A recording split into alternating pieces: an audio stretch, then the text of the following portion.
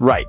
So here is the weird bit. Some of the tiny red dots that made astronomers wonder if JWST had broken cosmology may not be impossibly massive galaxies after all.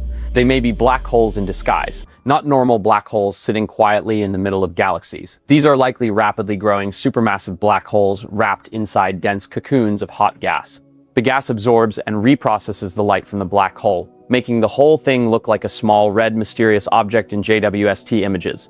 Astronomers call this idea a black hole star, or BH star model, which is a slightly confusing name because it is not a star in the normal sense. It is more like a black hole wearing a thick, glowing atmosphere. And yes, that is wonderfully strange. The objects we are talking about are called little red dots. JWST started finding them soon after it began science operations. They are compact red and mostly appear in the early universe, roughly from about 600 million years after the Big Bang to around 1.5 or 2 billion years after it. At first, some of them looked too massive, too bright, and too common. If they were ordinary galaxies full of stars, then the early universe seemed to have built huge structures faster than our models expected. That is where the dramatic phrase JWST broke cosmology came from. But science is annoying in the best way. The first weird explanation is not always the right one. So the real question is, what are these red dots actually? The newest and strongest clue comes from one object called glimpse 17,775. It sits behind the galaxy cluster Abell S1063. That matters because the cluster acts like a natural cosmic magnifying glass. Its gravity bends and amplifies the light from more distant objects behind it. JWST observed glimpse 17,775 with its infrared instruments and captured the deepest spectrum ever taken of a little red dot. Webb collected about a 30-hour spectrum, and because of gravitational lensing, the useful detail was more like getting 80 hours of telescope time. That is not just a pretty image. A spectrum is where the physics lives when astronomers split the light from glimpse 17,775 into its wavelengths. They found more than 40 spectral lines: hydrogen, oxygen, helium, sulfur, iron. And these lines were not random. Many of them pointed toward the same interpretation: a powerful source buried inside dense gas. The key clue is that many of the lines do not fit a simple rotating cloud of gas. Instead, the best model includes electron scattering. That means light is being bounced around by electrons inside a dense, layered cocoon.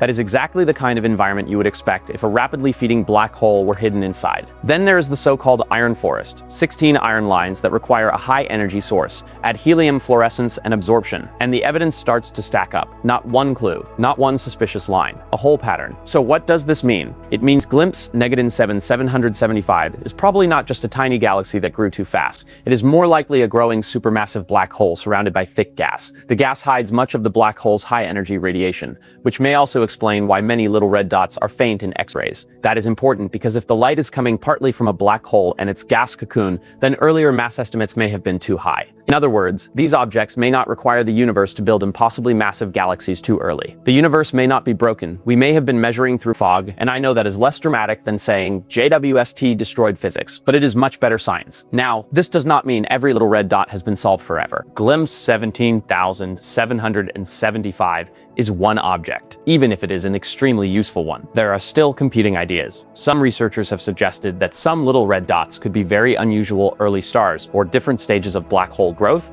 or dense young galaxies with strange dust and gas. So the honest answer is not mystery solved, everyone go home. The honest answer is this is the strongest evidence so far that at least some little red dots are black holes wrapped in dense gas cocoons. And that is huge, because if this model is right, little red dots could be one of the missing chapters in the story of how supermassive black holes grew so quickly in the early universe. We know that quasars powered by enormous black holes existed surprisingly early. The hard part has always been explaining how black holes got so big so fast. Maybe little red dots are part of that growth phase, a brief hidden stage where young black holes are feeding rapidly, buried under gas, before they clear their surroundings and become easier to recognize as active galactic nuclei. That would make them not a problem for cosmology, but a clue. So, what do we know? We know JWST found compact red objects in the early universe that previous telescopes could not study in this detail. We know glimpse 17,775 has the deepest little red dot spectrum yet. We know more than 40 spectral lines line up with the idea of a black hole inside a dense gas cocoon. What do we think? We think at least some little red dots may be black hole stars, rapidly growing black holes wrapped in glowing gas. And what do we not know?